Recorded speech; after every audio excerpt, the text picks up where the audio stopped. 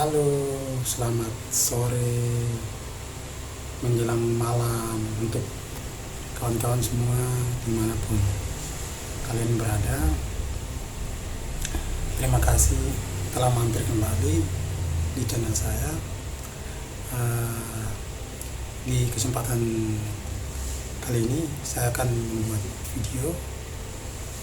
Videonya ini masih berkaitan dengan video yang saya buat kemarin. Itu berkaitan dengan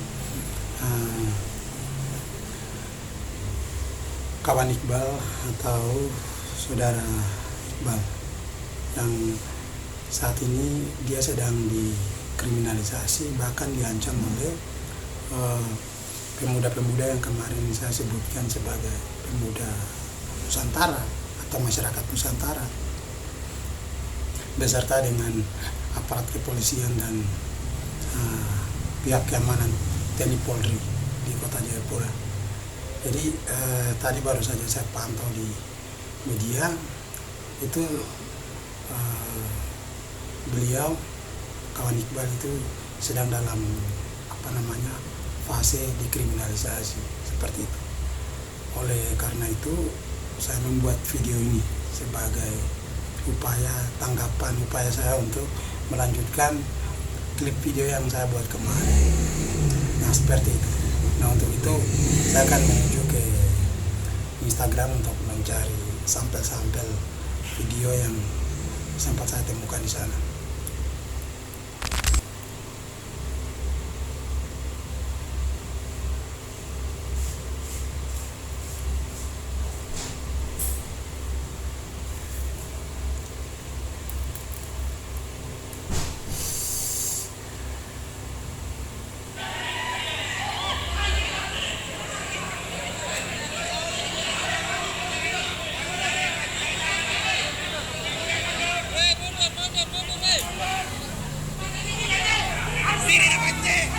Teman-teman sekalian, kita lihat dulu video-video sampel dari kejadian kemarin.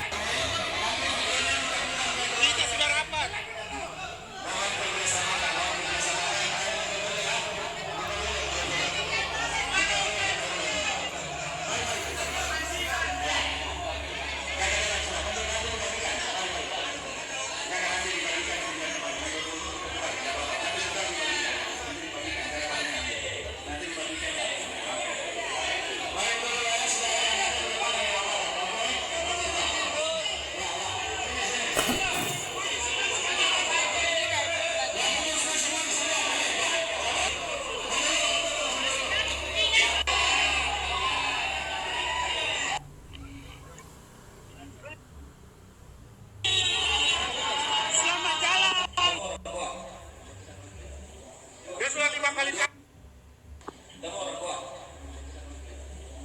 sudah 5 kali kawin itu. 5 kali kawin. Dia dari gua. Jadi orang tua kita, ketua gua, penasihat gua yang akan memberikan pelajaran sama dia. Saya sepakat sama dia.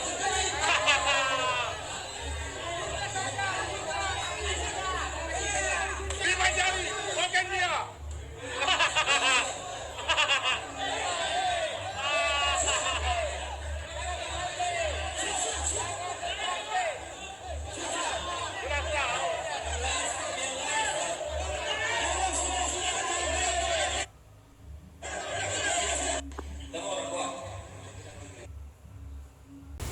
Jadi kemarin memang pas video yang di-up oleh kawan Iqbal atau saudara Iqbal itu video klip yang kemarin saya buat itu sebenarnya video live siaran langsung di Instagram.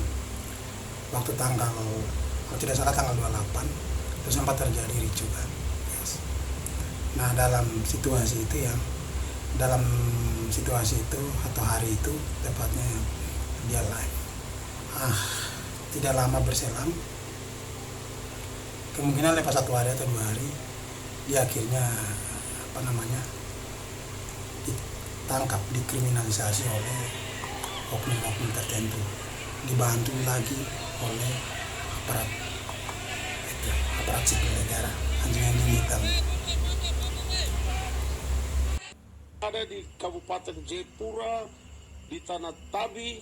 Dengan peristiwa ini kami melihat bahwa saudara sudah tidak menghargai kami sebagai orang asli pemilik negeri ini, pemilik tanah ini. Saudara berlaku seakan-akan tanah dan negeri ini adalah milik saudara-saudara sekalian. Saya harap untuk tidak boleh lagi. Kabupaten Jayapura harus tetap dalam keadaan yang kondusif, yang nyaman, kita jaga. Tidak boleh terprovokasi dengan kepentingan-kepentingan kelompok dan orang-orang lain yang mengganggu keamanan dan kenyamanan kita selama ini. Saya terpaksa harus bicara ini untuk menyampaikan kepada saudara, mari kita jaga keamanan dan kenyamanan. Dengan saudara melakukan tindakan di depan aparat kepolisian dengan menghukum saudara Iqbal sampai dengan menampar, meninju, bahkan menyampaikan perkataan-perkataan yang membuat Iqbal menyerang Iqbal. Kami beranggapan bahwa saudara-saudara sudah tidak lagi menghargai kami sebagai orang asli pemilik tanah ini, sebagai orang Papua. Kami orang Papua hitam kulit keriting rambut pemilik tanah ini. Dengan kondisi tadi kami melihat bahwa betul-betul saudara sudah tidak menganggap kami sebagai pemilik atau sebagai tuan di tanah ini. Tetapi saudara-saudara berlaku sebagai tuan di atas tanah ini. Saya harap persoalan ini segera kita clearkan dan klarifikasi. Saya minta Pak Kapolres, Pak Kapolda, segera kita clearkan persoalan ini. Terima kasih untuk Iqbal. Terima kasih. Demikian yang dapat saya sampaikan. Semoga persoalan ini Iqbal tidak diproses hukum, tapi saya minta untuk Iqbal segera dikeluarkan dan tidak boleh ditahan. Demikian, Tuhan tolong kita semua, Tuhan berkati kita semua. Selamat malam.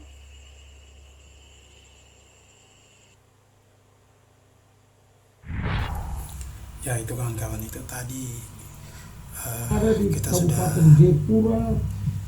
sudah lihat bagaimana situasi yang terjadi di sana. Situasi yang terjadi di sana memang chaos. Seperti yang kemarin saya sampaikan bahwa situasi memang di sana chaos dan tidak ada yang berani bicara di situ. Tidak ada yang berani bicara atau pokoknya bicaralah untuk konteks situasi yang benar-benar kacau saat itu. Tidak ada yang bisa dengan lantang bicara bahwa jangan begini, jangan begitu.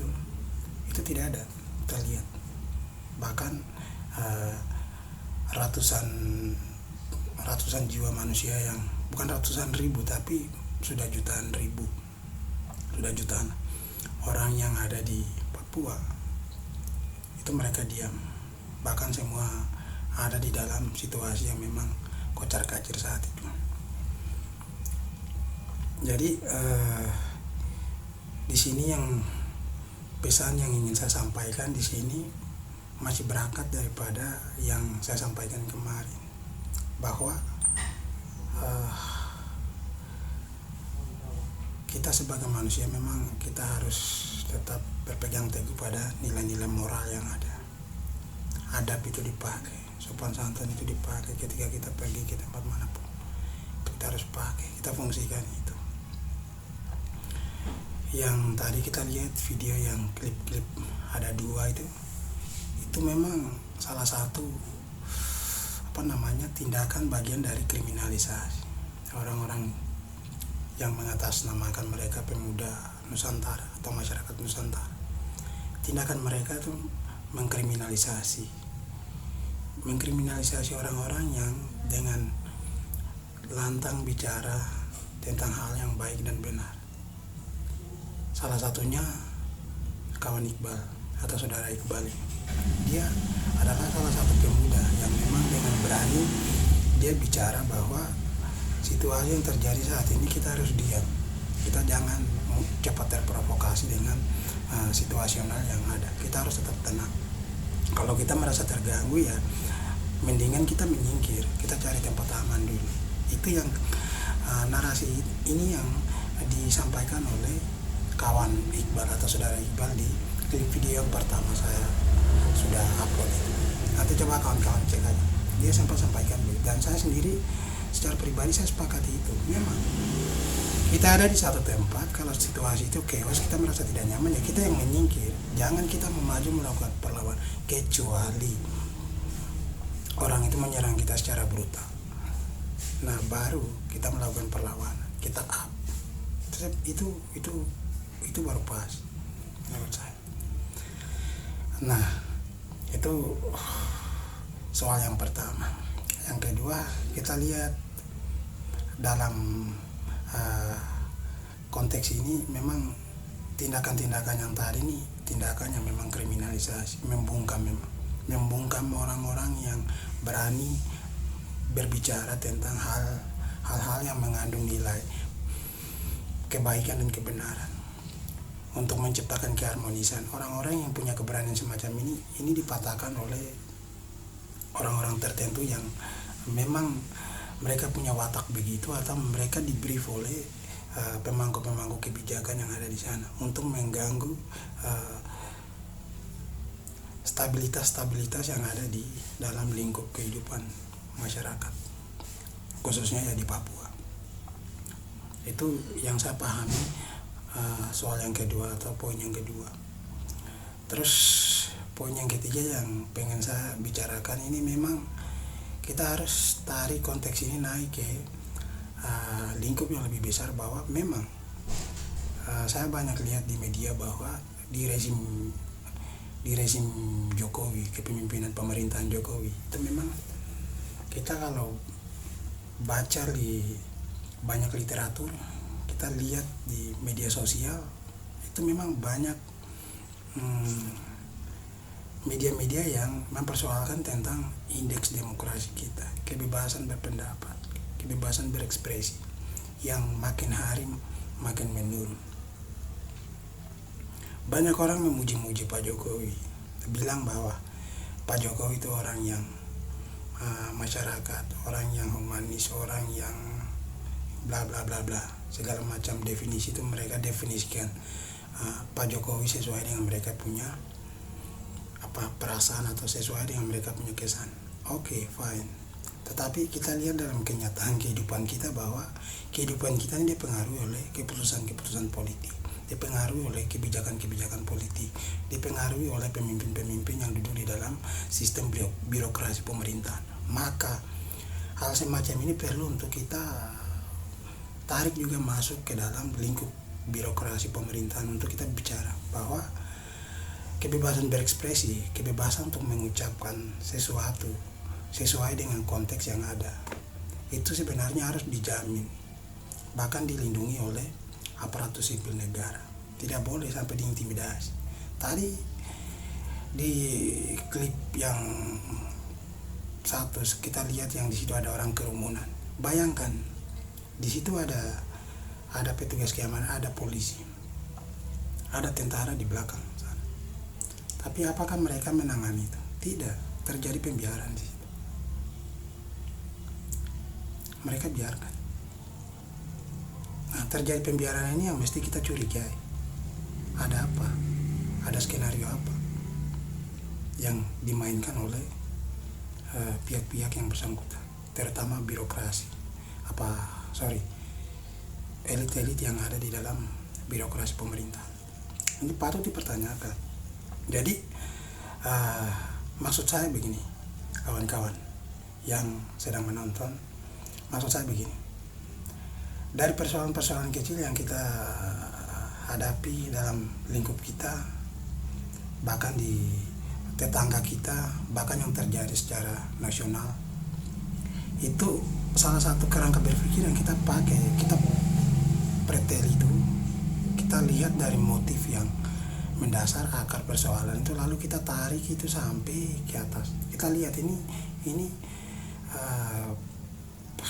kesinambungannya kemana, atau akar persoalan ini kemana. Nah, itu yang ingin saya sampaikan ya kawan-kawan, bahwa situasi ini kita persoalkan dari berbagai hal, tapi kemudian kita bisa persoalkan juga ke pemerintah provinsi Papua khususnya yang sekarang dalam konteks persoalan. Kawan Iqbal dia tidak salah, dia bicara soal situasi yang chaos kemarin, dia tidak salah, dia up. Bahkan dia sebagai, mohon maaf, dia sebagai orang pendatang yang lahir besar di Serui, sampai sekarang usianya sudah mencapai puluhan tahun. Dia bicara itu ya secara langsung, dia mewakili mewakili hati, pikiran daripada kita orang Papua. Dia sampaikan. Saya sepakat dengan pernyataan kawan Iqbal atau saudara Iqbal yang video yang pertama, pernyataan yang dia sampaikan. Itu saya secara pribadi saya sepakat. Itu adalah hukum moral atau hukum wajib untuk kita pakai. Kita ada di mana memang penyesuaian diri itu harus, tidak bisa kita semena-mena. Nah, ini yang perlu kita ingat, perlu untuk saya tegaskan di sini supaya diingat juga oleh kawan-kawan. Dari poin-poin itu, poin terakhir yang perlu kita ingat lagi yang tadi saya sebutkan adalah persoalan tentang kebebasan demokrasi. Nah, kebebasan berdemokrasi ini menjadi tema besar yang banyak diperbincangkan oleh tokoh-tokoh. Jadi yang tadi saya singgung sedikit itu saya lanjutkan lagi.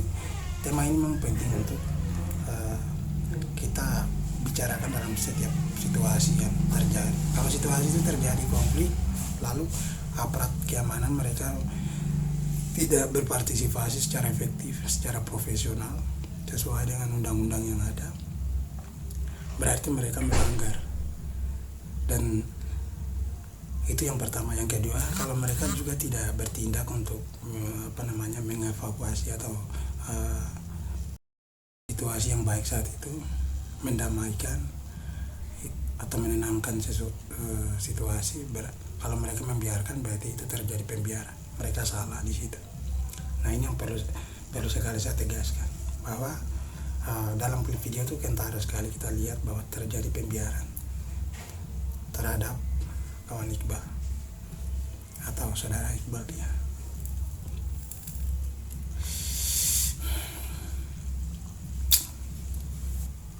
Sebagai benang merah dan dalam tanda kutip kawan-kawan yang ada dimanapun berada, kawan-kawan pemuda, kalian melihat peristiwa-peristiwa yang terjadi secara umum di Indonesia, secara khusus di Papua, di berbagai kota.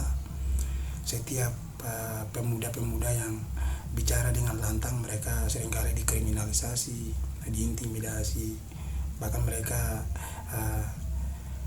ditangkap paksa, dibawa ke tahanan atau dibawa ke penjara. Saya ingin tegaskan kepada kawan-kawan bahwa kawan-kawan tidak perlu takut dengan situasi yang terjadi seperti ini, karena kita tahu watak-watak daripada negara itu memang begitu. Mereka tidak hanya bekerja untuk masyarakat, tetapi mereka bicara untuk apa? Mereka bekerja untuk menjaga status quo kekuasaan. Jadi ketika ada seseorang yang mengucapkan kebenaran, maka kebenaran itu pun menjadi sesuatu yang sakral dan sesuatu yang mengganggu telinga mereka, sehingga melalui kekuasaan mereka itu mereka bisa pakai siapapun yang ada di situ untuk mereka kriminalisasi. Ini bukan saya mendongeng, bukan saya buat konspirasi, tetapi memang fakta. Saya banyak baca dan melihat peristiwa-peristiwa semacam itu banyak. Jadi pesan yang ingin saya sampaikan kepada kawan-kawan pemuda, apalagi kawan-kawan yang aktivis, itu kalian harus lebih jago, jangan diam. Situasi macam ini biasa aja. Kalian harus berpegang teguh pada kalian punya prinsip hidup sendiri, bahwa apa yang kalian anggap baik, apa yang kalian anggap itu benar, jangan pernah takut siapapun. Tidak ada. Gas, begitu. Itu kembali ke prinsip hidup kalian secara pribadi masing-masing, termasuk saya juga. Saya punya kepribadiannya begitu. Ketika apa yang saya anggap itu baik dan benar, saya tidak akan bisa takut untuk saya bicara. Walaupun mungkin kata-kata saya menyakitkan orang, tetapi ya memang saya harus ucapkan itu secara jujur. Jadi kita bicara jujur itu jauh lebih baik daripada kita munafik, apalagi kita diam. Itu jangan sekali kita melakukan itu. Kepada kawan-kawan bahwa harus kita tetap bersuara dalam situasi yang bagaimanapun. Kita harus tetap bersuara, kita harus tetap berpegang teguh pada prinsip hidup kita sendiri. Kemanapun kita harus menyesuaikan diri, kemanapun kita harus membaur dengan siapapun, tapi hukum moralnya, peraturan moralnya harus kita pakai. Mulai dari mana yang baik dan buruk, mana yang harus dilakukan dan mana yang tidak harus dilakukan, dan tentunya sopan santun itu perlu. Itu kita pakai. Jadi kita melewati setiap aturan-aturan moral yang ada, itu harus kita lewati, kita pakai, dan kita budayakan itu dalam diri kita. Dan ketika situasi ini terjadi tidak bertentangan dengan prinsip hidup kita, kita lawan. Kita lawan dengan cara kita sendiri. Kita berjuang dengan cara kita sendiri. Itu yang ingin saya sampaikan kepada kawan-kawan. Kita harus mendukung kawan Iqbal supaya dia segera dibebaskan. Tadi saya sempat lihat itu di cuplikan, dia ditangkap dan dibawa ke kantor polisi di Jayapura Kota, dan itu kita harus desak secara sama-sama supaya kawan Iqbal segera dibebaskan. Tidak boleh lagi ada kriminalisasi kepada dia, karena dia bicara itu sudah sesuai dengan fakta situasi tempat yang ada di sana. Jadi kita harus ada bersama dia, kita harus dukung dia. Kawan-kawan harus berikan solidaritas, bantuan, dukungan untuk kawan Iqbal atau saudara Iqbal supaya dia segera dibebaskan. Itu tanggapan dari saya seperti itu. Untuk video saat ini tidak panjang, kemudian nanti saya akan bikin video lagi. Saya akan pantau situasi di sana seperti apa, dan tema-tema bervariasi yang lain juga nanti video-video berikutnya akan saya buat. Jadi kawan-kawan yang merasa kalau video yang saya buat, konten yang saya buat ini bermanfaat, kalian bisa subscribe. Jangan lupa nonton video yang pertama juga, biar kalian tidak gagal paham dengan apa yang saya bicarakan saat ini. Itu saja video singkat dari saya. Terima kasih telah menonton. Sampai ketemu di video selanjutnya. Dadah.